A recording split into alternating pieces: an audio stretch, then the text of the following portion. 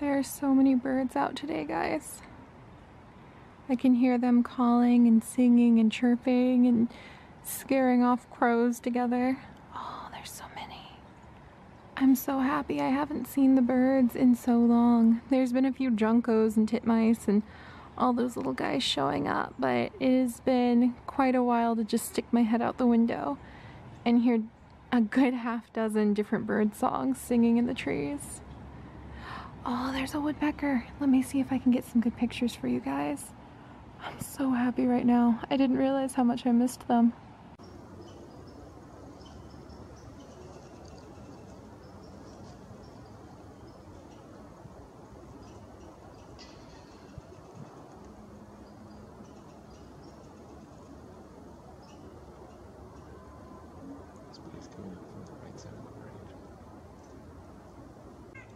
Oh, he's so mad. He's so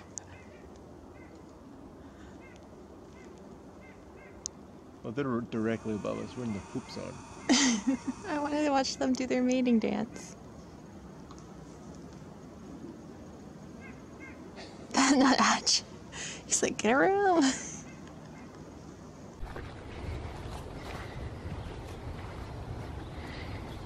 Oh my gosh, they sound so pretty. Oh my goodness. Can you hear them? Where are all of you?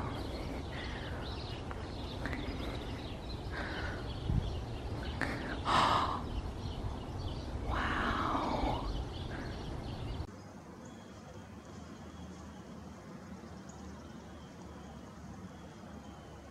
I'll take him. That's another one. I have some new plants to show you guys, including this one. I love it so much. It is another succulent. It is a different type than Chips has been getting me. The hen and chicks types have all died in my hands. So he brought this home as my Valentine's Day present. Isn't it just so cute? It's a zebra succulent, or at least that's the common name that I could find online, trying to learn how not to kill this one. But it's so cute, and it was my Valentine's Day gift, and I haven't watered him since Valentine's, and it seems that that plant really appreciates that. So I might give it some water soon, but I killed all of my hen and chicks by overwatering them. I'm sorry, Henrietta the first and Henrietta the third, and the second actually.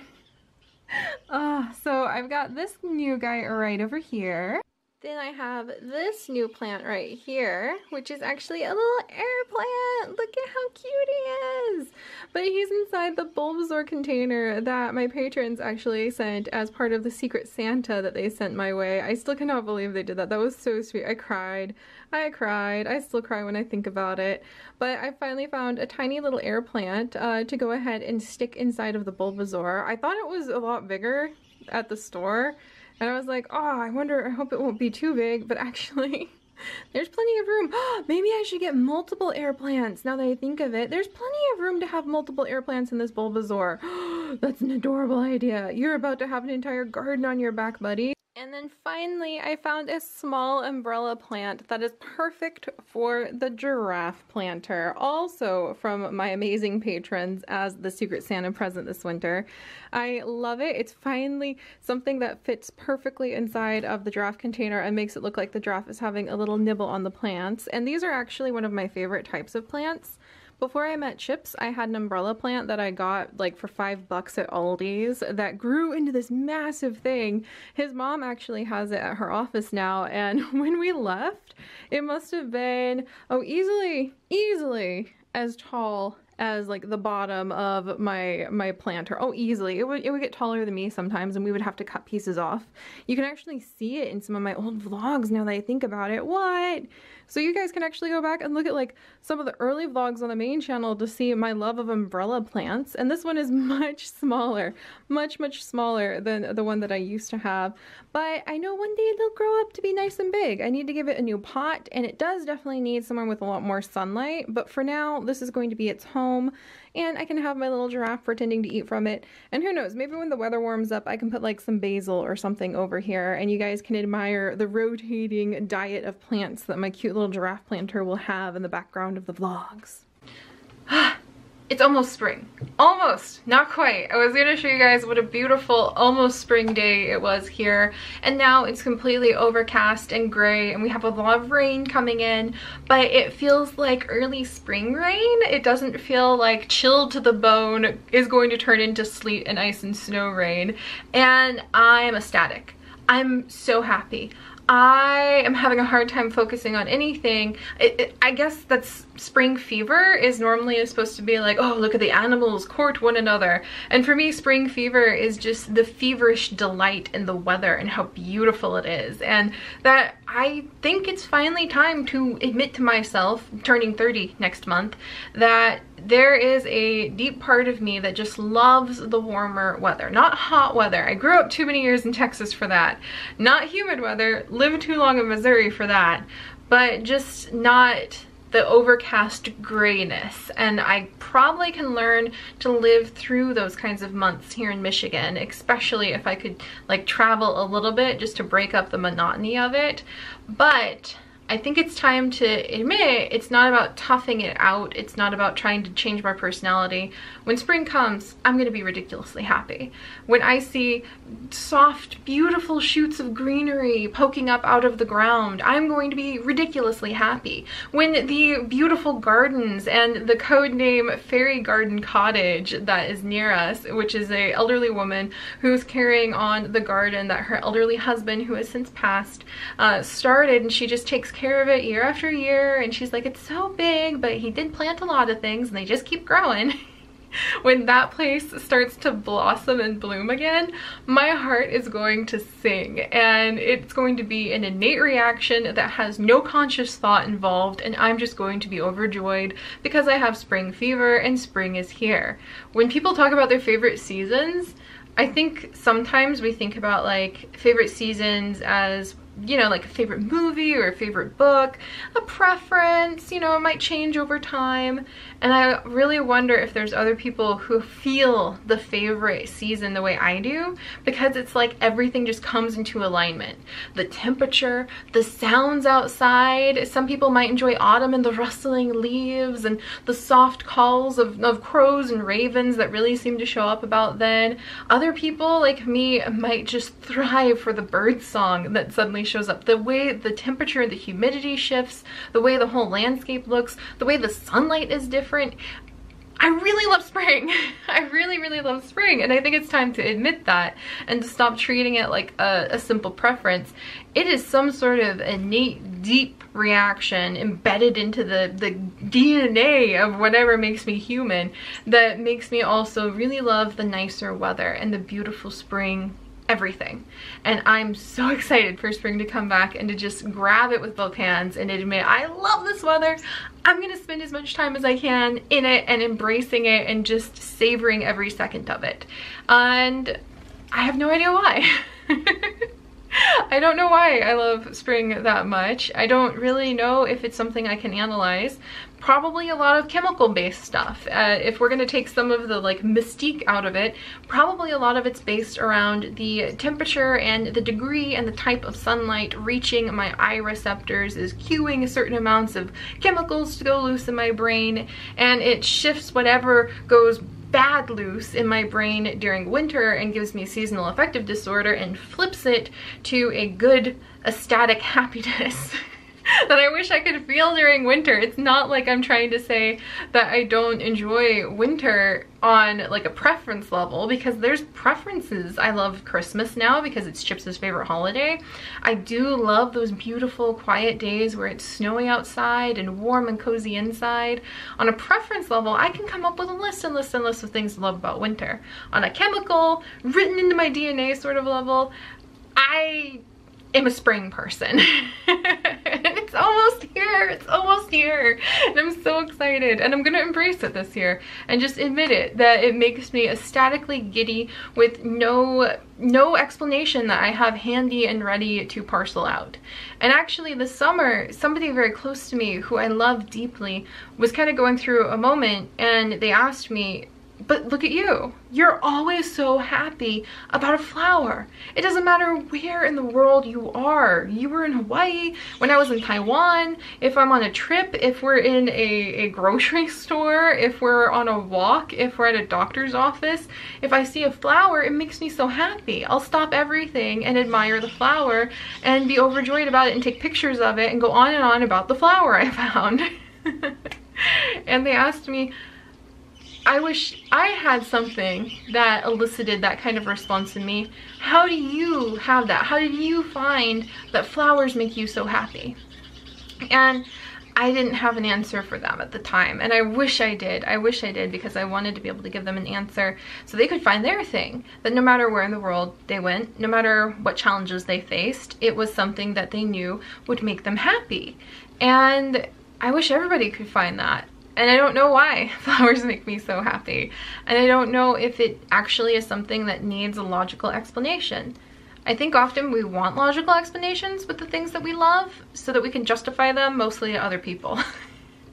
And if you take away having to justify what you love to other people, of course if it's a healthy and safe thing, mind you, but if you take away having to justify what you are really honestly passionate about to other people, and you take away justifying it even to yourself, and you just embrace the passion that you have for it, I think that can change your life. And so this spring, my goal is to embrace the fact that I love spring.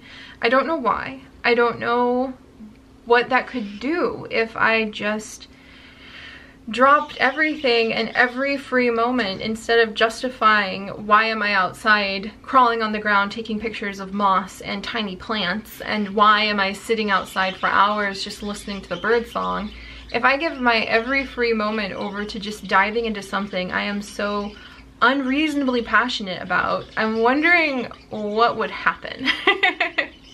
So that's going to be one of my goals that you guys might see coming up this spring, is every free moment that I have, instead of turning around and justifying the use of my free time through productivity or developing new skills or doing extra chores, I might actually spend every moment of my free time for a month or two while spring is at its height, savoring spring. Walking in it, sitting in it, reading books outside, searching out its secrets, and maybe I can find the answer to why I love it so passionately. Why do I love flowers so passionately? Is there a deeper reason? Is there a deeper solution to what they offer to my life? And I think that having things that you feel that passionate about, no matter where you go or what you do, and if you're honest to yourself about them, like the me of 5 years ago would have tried to beat that passionate, embracing excitement out of myself, because I don't have time for that.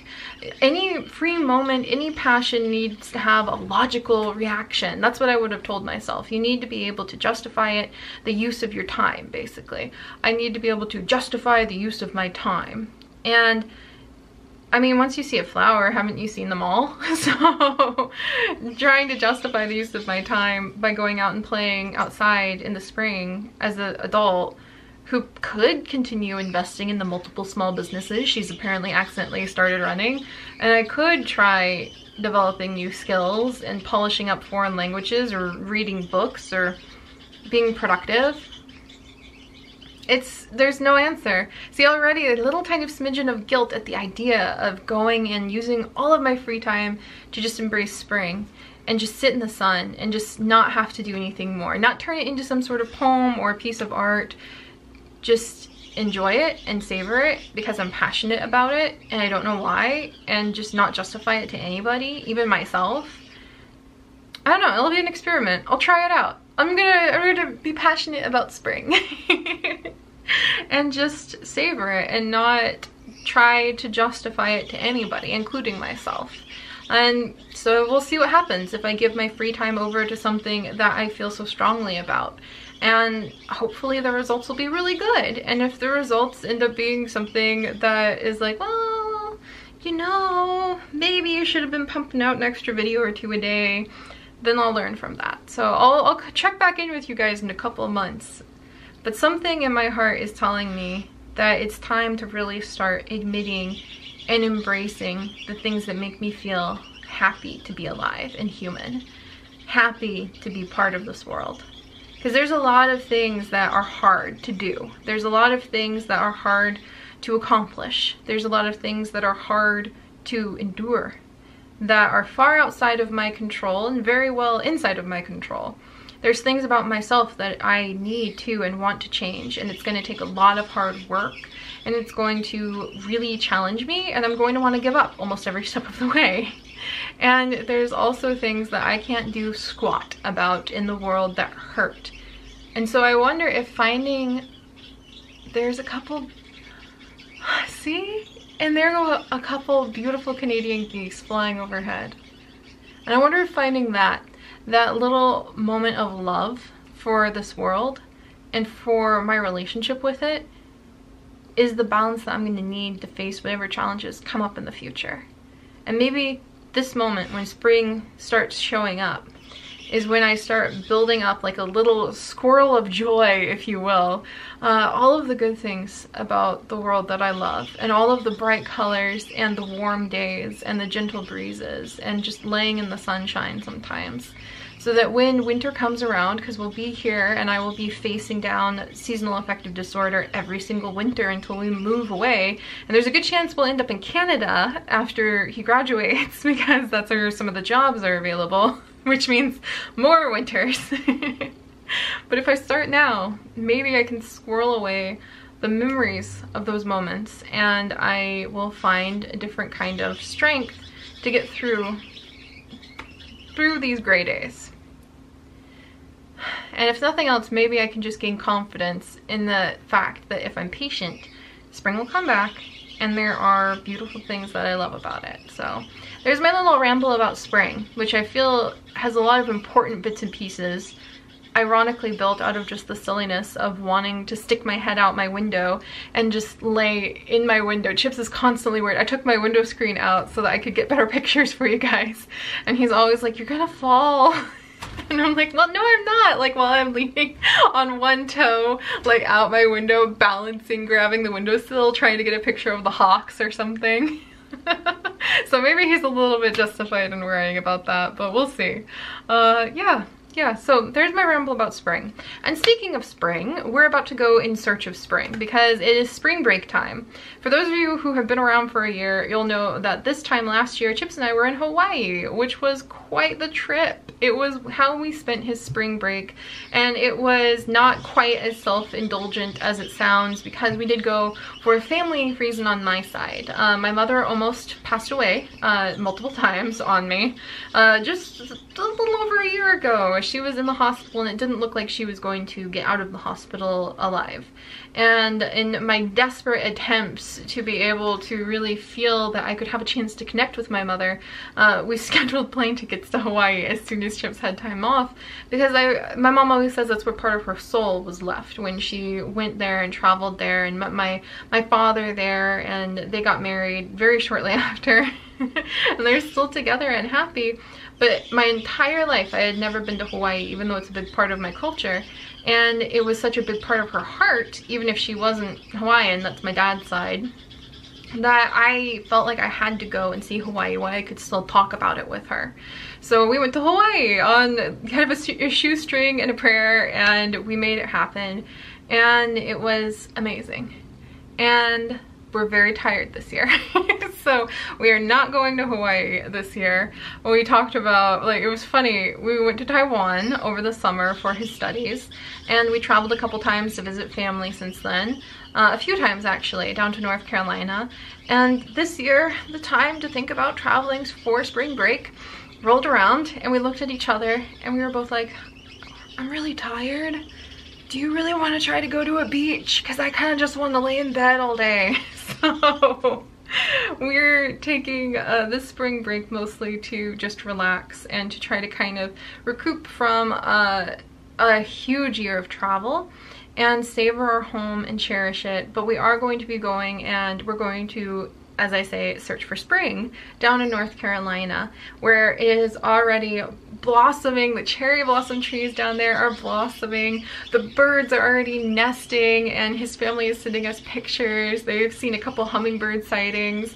I'm very excited. So we're gonna go get a sneak peek of spring from down south for the next week. I'll be away on vacation as a result. I'm learning how to use those better. And my goal is to actually spend enough time laying in the sunlight with the 13-year-old cat, the beautiful 13-year-old black cat. That's actually an amazing thing. 13-year-old black cat, Nora, who, if you guys have been watching our zoo crafting streams, you know I always spam everybody with pictures of Nora and her little tooth, because she has one little tooth that just sticks out when she's kind of feeling playful. But I want to lay in the sun with her and see if I can get enough video of her to make a main channel video celebrating Nora, because I love her so much. So that's my only goal. And my other, well, one of my goals, and my only other goal, is to see how many signs of spring I can find in North Carolina to kind of help get me through the next couple months here in Michigan. It's not quite spring here yet, but I know it'll come pretty soon. So that's what we're up to. That's what's going on. Also, I totally forgot. This is in the total good object lesson in the other stuff happening behind the scenes. I'm so frazzled. I'm coming out of my burnout, as you guys can tell. I'm feeling good. I'm taking care of myself, trying to have a more reasonable pace on the main channel. We're kicking off a third channel pretty soon here, but I'm doing it in a way that won't overwhelm myself, and I feel like a human again, which is really cool. After 2.5, 3, 4 years of grinding on YouTube, to feel like a human again is a miracle. I'll talk more about that in the future too, but if you guys could, for some light spring reading, do you have any recommendations for how to be a little bit more organized when you are kind of like a self-employed person? Or especially a creative, like working self-employed person, because now that I'm feeling the urge and excited to start recording and creating again and getting vlogs going and getting this channel going and those series going, and by the way, I'm like hand making my postcards to send out to patrons now, and all of these things on top of trying to be human, trying to get my health under control, trying to enjoy spring. There's so much going on, and I don't think the answer is in particular with all the things I have to do less, like to shelve some of those ideas. I think the answer is to kind of figure out how to organize them better. So do any of you guys have suggestions, tips, advice, books especially that I could read over the spring break? We do a lot of reading when we visit his family. Everyone lays around, reads, and eats delicious vegan snacks. They're making us handmade vegan pizza the night we get there. I am so excited. They love cooking, and it's so, I'm very excited. Anyway, we do a lot of reading too. There's actually like a couple, at least 2 to 4 hours a day where everyone just kind of lays around quietly sipping tea and coffee and reading. It's very much my speed. But if you guys have some suggestions, I would love to use that time to read ideas about how to organize my time better, or projects when you know that you are going to just have multiple projects, that having 1 or 2 projects at a time is neither your personality type nor realistic for your career and your work. How do you manage to juggle a ton of little projects and keep track of them? And when you have a down moment or two of like, okay, I've got like 20 minutes before I think I need to start this project, is there some little tiny detail that is like the key pin to another project that I could do in that time that I keep forgetting? How do you do that? Because I could really use some advice on that, because I have been trying. I'm taking notes. I have a dumping ideas journal where I just dump any idea, like, oh, I need to write down a reading list for the year of the dog reading I want to do on the vlog channel. Oh, I need to continue to work on those videos for this series. I can't even read that handwriting right there, so that's probably a spot I could start, is writing my notes more clearly. But if you have advice or books or a website or a blog or a podcast or anything that you could suggest for when you know you work in a creative field where your time is your own, where you are trying to balance working from home, so you have kind of this weird merging of like home and work life going on all day together, and also that you're gonna have multiple projects, that you can't just have 1 or 2 projects at a time, that you're gonna have tons of little ones at a time. If you have any advice for how to handle that, I am desperately interested to hear. I do happen to own a copy of, oh gosh, what's it called? Getting Things Done, that's what it's called. I have a copy of Getting Things Done on my little Kindle library, and I remember reading it a long time ago, and its rule of if you can do it in 2 minutes, do it now. It has definitely helped a ton. It definitely changed my life, and it's something I need to remember more. And I do need to develop an organizational system. And that's about as far as I've gotten with being able to better organize all of these things I'm trying to do. So yeah, this is enough rambling, but if you guys have ideas about how to do that, if you have advice, if you have something that has just been a life changer for you on being able to organize, juggling so many things, I would love to hear it. And I will hopefully be back soon with adorable pictures of Nora's tooth. She has the cutest little tooth. And maybe some evidence of spring hanging out down in North Carolina that can get us through some of the last of this winter, and maybe start unraveling the mystery of why spring means so much to me, and if that's a good thing. So I'll see you guys next time. Bye guys.